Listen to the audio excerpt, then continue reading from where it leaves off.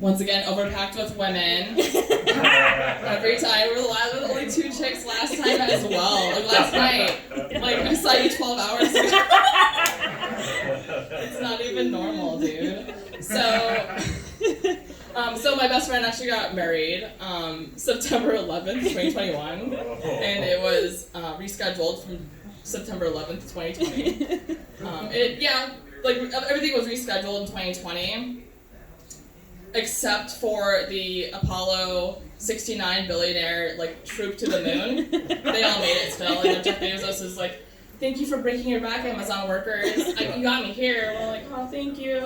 Everyone has, spine issues for life. Glad you could make it. That's fantastic. So, when I flew down over COVID, I have dual citizenship, so flying, international, back and forth between the States and Canada, is pretty easy. It's not too rough. But with customs and the vaccine stuff and having to prove with a test and everything, and I had to download the app, and I couldn't even fly out of Cedar Rapids, Iowa without proving I was tested for COVID and had proof of vaccination. It was a nightmare. The whole thing. You're sleep deprived, you're in line at customs at Pearson forever. And honestly, if you could opt out of that with female circumcision, I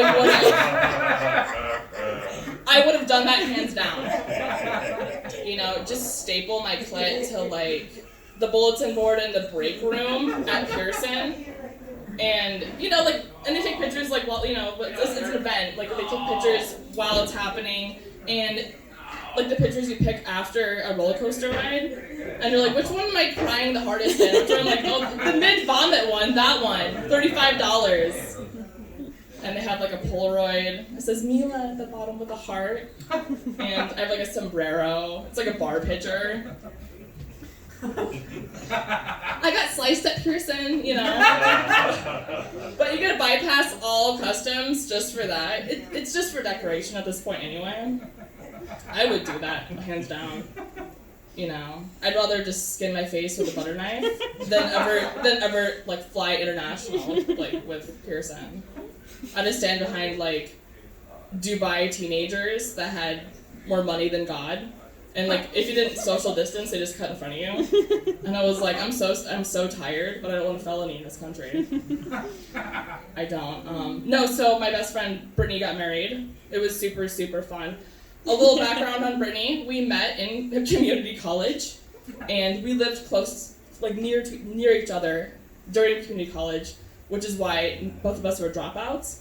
Black Velvet and RC Cola was a priority over 8 a.m. developmental psychology, which is fine.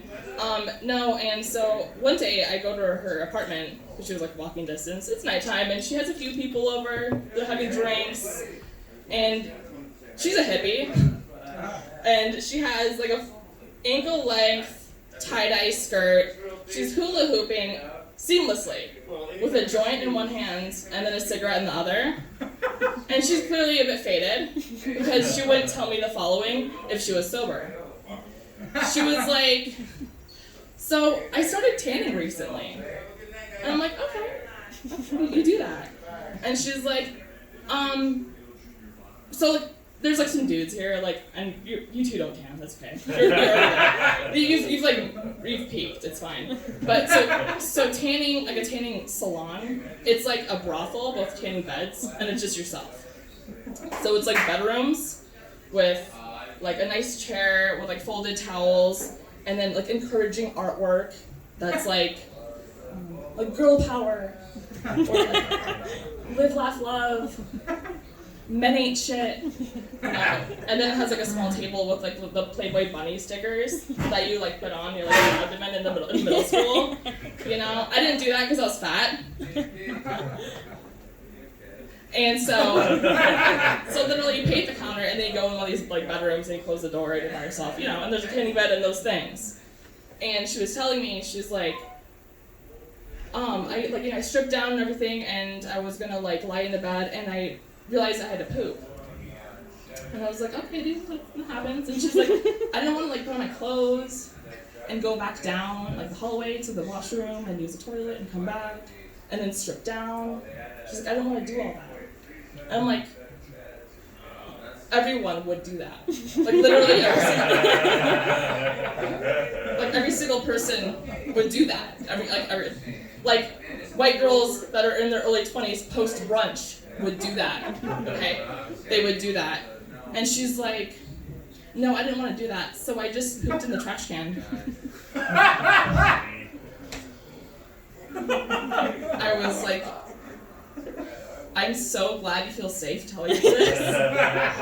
And I mean, like, she's still hula hooping perfectly. Like, it's like this hippie energy. Like, hippies aren't good at practicing, like, basic hygiene, but they're really good at, like, certain crafts and certain things. They can roll perfect joints, but they can't wash their hair right. They can make a dream catcher out of tampons, but they don't own shoes. And I was like, oh, and she's like, it's not that big of a deal though. She's like, I just took the bag with me and I just like put it in the trash can next to the Baskin Robbins in the dumpster. She's like, oh, it's not that big of a deal. And she's like, you know what?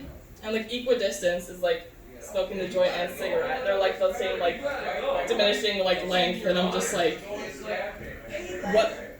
Why is there more to this story? And she's like, I did it again yesterday. And I'm like, who gets excited enough that their bowel movement just happens when they're tanning? White women. That's who. So anyway, her wedding was lovely. It was so nice. Both our hometowns are on the Mississippi River in Iowa.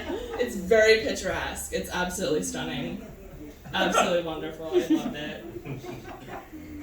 So I moved here last summer from the U.S., from Des Moines, and it's taken an adjustment to get used to how diverse Toronto is, but it's very cool.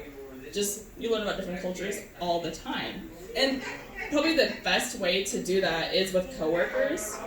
I worked at a restaurant downtown for a minute, and we had a cook that was from Iran, and I was just talking to him and stuff, and I was like, oh, cool, like, distantly, my mom's side is, like, Persian, supposedly, we think.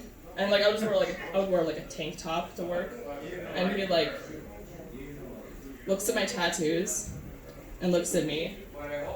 He's like, back in my country, you get stoned to death. You mean it?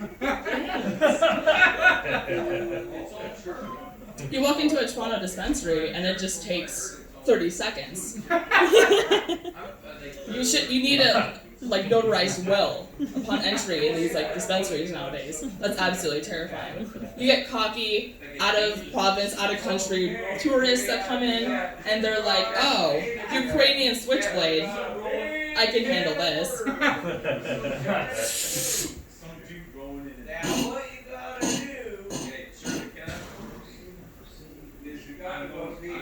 This weed is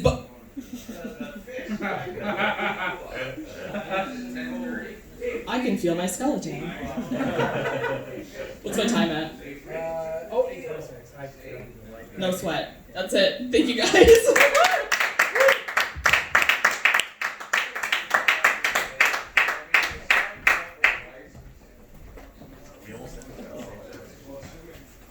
It's funny that you mentioned like